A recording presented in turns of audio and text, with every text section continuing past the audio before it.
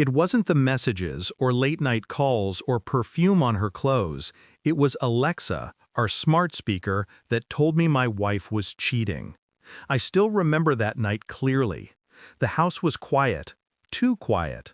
Sarah had gone to meet a friend for dinner, leaving me home with the sound of rain against the windows. I poured myself a drink, sat on the couch, and told Alexa to play some music. But instead of responding with the usual, playing your playlist, she said, "Resuming your last session, love songs for Sarah and Ethan." My chest tightened. Ethan? I didn't know any Ethan. And why would my wife have a playlist with him? At first, I laughed it off. Maybe Alexa misheard. Maybe it was a random glitch. But curiosity is a dangerous thing when your heart already feels uneasy. I opened the Alexa app on my phone. There it was. Playlist created by Sarah for Ethan, Heart. The last song played was Can't Help Falling in Love. Timestamp, yesterday, 11:47 p.m. That was the same night she said she'd gone out with her old school friend Anna. My hands started shaking. I wanted to throw the phone across the room, but instead I just stared at that small red heart next to his name, like it was mocking me. When she came home later that night, I watched her quietly from the couch. She smiled, kissed my forehead, said, "You're still up? You should have gone to bed." Her perfume was stronger than usual. Sweet, floral, expensive. Not the one I bought her last month. "How was dinner with Anna?" I asked, pretending to scroll through my phone. "It was nice. We talked for hours. You know how girls are," she laughed lightly, hanging her bag by the door. Her tone was casual. Too casual. That's when I noticed a small mark on her neck, just above the collarbone. I didn't say anything. I couldn't. My throat felt like it had swallowed a stone. The next morning, while she showered, I opened her laptop. It was risky, I knew. But trust, once cracked, never heals without proof. The browser history showed a message.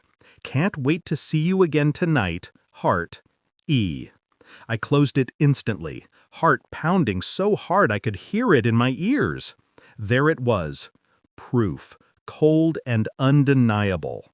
When she came out of the bathroom, I looked at her, really looked at her.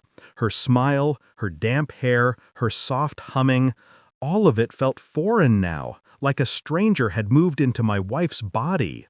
"Sarah," I said quietly, "who's Ethan?" She froze. Just for a second, but it was enough. "What? Who?" she stammered, eyes wide. "Don't lie," I said, my voice trembling. "Alexa told me everything." Silence. Only the dripping of water from her hair broke the air between us. Then her shoulders dropped. Tears filled her eyes. "I didn't mean for it to happen," she whispered. "It just happened." That's the sentence that destroyed me. It just happened. Months of memories flashed before my eyes, the road trips, the late-night talks, the promises. And now it all reduced to that one phrase. "How long?" I asked. "A few months," she said softly. "He listens. He makes me feel seen, Mark."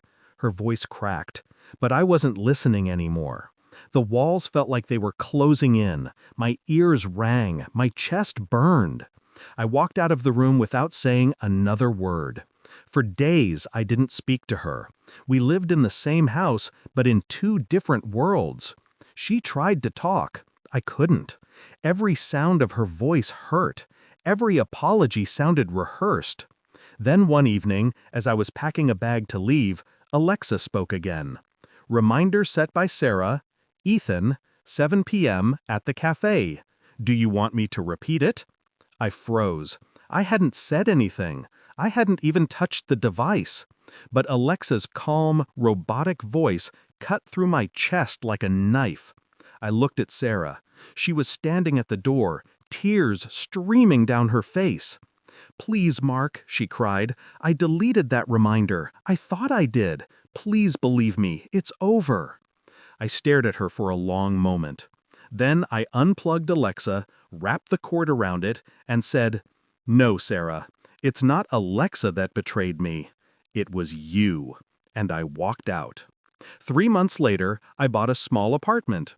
Quiet, simple, peaceful. One night, out of habit, I set up my new Alexa. As it turned on, the familiar blue light glowed, and a soft voice said, "Welcome back, Mark. Would you like to resume your playlist, Love Songs for Sarah and Ethan?" I stood there, frozen. Goosebumps crawled up my skin. It wasn't a glitch. It was a ghost of my past, still echoing through a smart device that remembered everything.